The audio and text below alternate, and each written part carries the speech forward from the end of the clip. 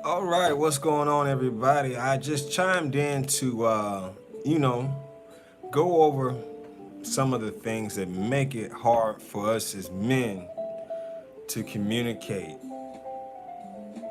Most examples are in a relationship with the women that we're with, or with other family members, with friends, coworkers. A lot of times, what we have to overcome as men is, we have this influence, this manliness influence of, we don't ever want to give anybody any leverage over us. We don't ever want to give anybody any ammunition to take us down in a lot of situations.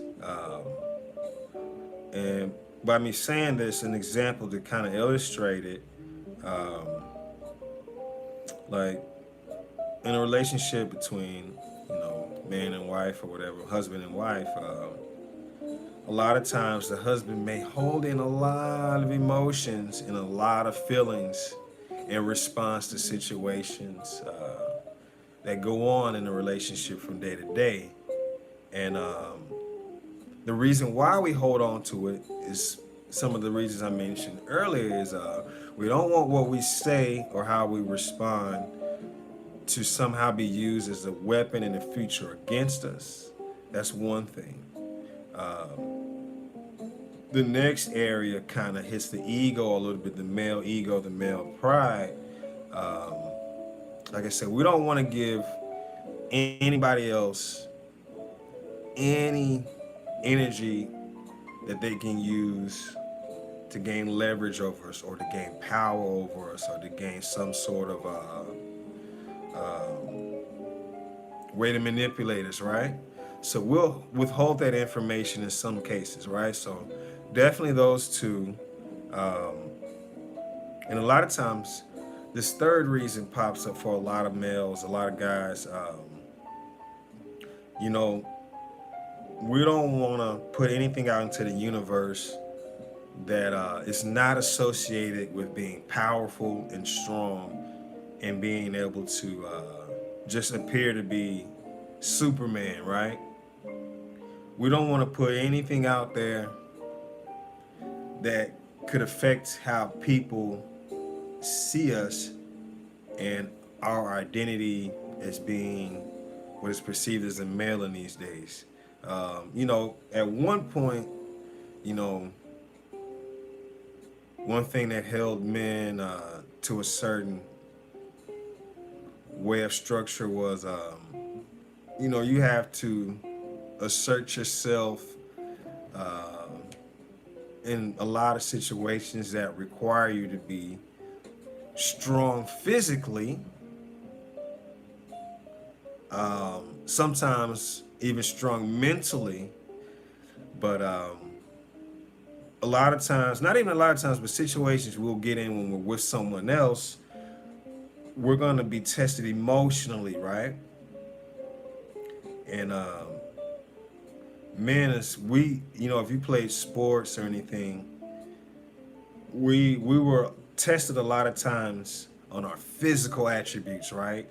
And we're associating strength with actions that were involved where we were getting tested and analyzed for our strength, right? So, um, by me saying that, I'm trying to paint a picture that, um, we want to always fit into that mold, right? Because the moment that we step outside that, even emotionally, right? That kind of attacks the ego a little bit. It makes us evaluate, am I, am I going down the right path as far as how I'm projecting myself as a man, right? How I'm comparing to men in my past or men that I look up to in certain situations. So that male identity is another area that's big, right? And it conditions us to not exercise those muscles, right? So if you associate that with working out, and exercising and training those muscles to be ready for a test, apply that same analogy to being able to express yourself emotionally. When we just build everything up and we don't let it out and we don't flex that muscle of releasing tension and releasing that aggression in the right manner, in the right channel, we're going to always rely on that more savage way of doing it. Like, we're going to either hold everything in, and then it leads to us being more defensive, leads us being insecure in some ways. We'll come off as insecure, and we won't be able to grow with our partner in that area, right? Because a lot of women, they don't really have that tension or that pressure to say, okay, this is how we're supposed to do it. This is how women or men are supposed to do it. So in that area in life, at least, it seems like they're easier, more fluid in expressing their emotions. And I don't know if it's because they know themselves better or if it's a more emotional, physical connection with them. That's just how they're wired. But the only way we're going to grow in that area with our partner, and we want to end result to have a long lasting relationship where we can share anything with each other. We can definitely be best friends and be open and honest in every category in our life, which women really do value that area highly. They want to be involved. They want to know how you feel. They want to know your secrets. They want to know your insecurities. And when you have a difficult way of expressing that creates tension, and if not addressed over time, creates separation emotionally. And that emotional separation spills over into your sex life. And that spills over into your day-to-day life, right? Because it's it could be a day-to-day thing for a lot of average couples, husband and wife. So when one area has congestion, how you express yourself, your feelings, your emotions, and your ability to do it, that's going to leak over into other areas in your life. And like I say, we have to be aware of that and figure out a way to know what triggers us, discover ourselves more, take that time. I know we're so bogged down with, financial responsibilities and, making sure that, we're handling our business in the bedroom. Those are definitely always up there. How we look. We got to put that, how we express how we feel and how we communicate, up there with those categories, because like I say, it's going to end up popping up in a situation over and over. And until we address it, we'll continue to keep going down that path. And I'll tell you, in my marriage, it took me to learn from that.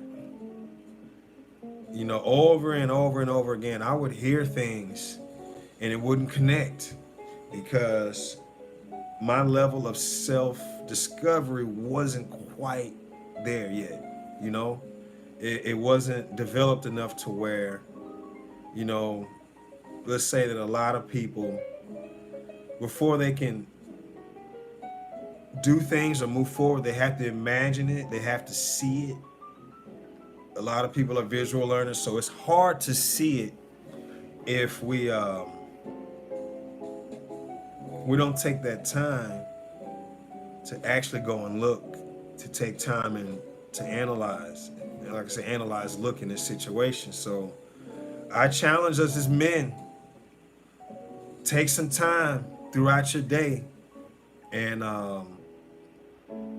make sure you discover yourself, man. Figure out what triggers you. Figure out what makes you tick, man. And figure out what you need to improve on.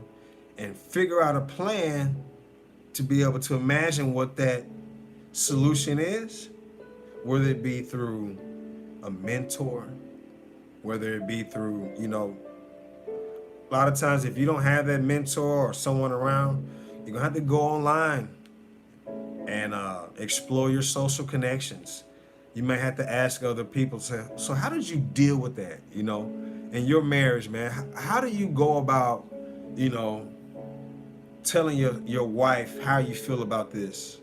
How do you go about the right way of expressing that disappointment, you know? How to deal with being able to let your wife down in situations where, we don't control everything.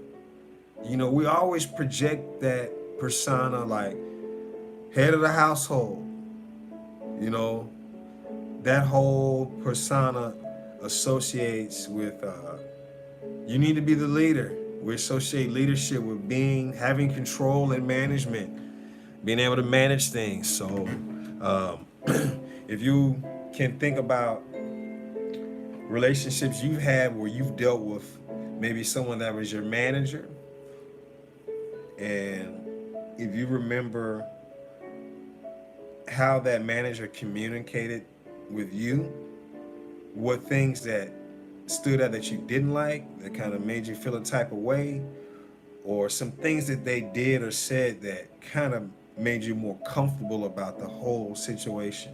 We have to pull from those situations and mold them into our own, you know,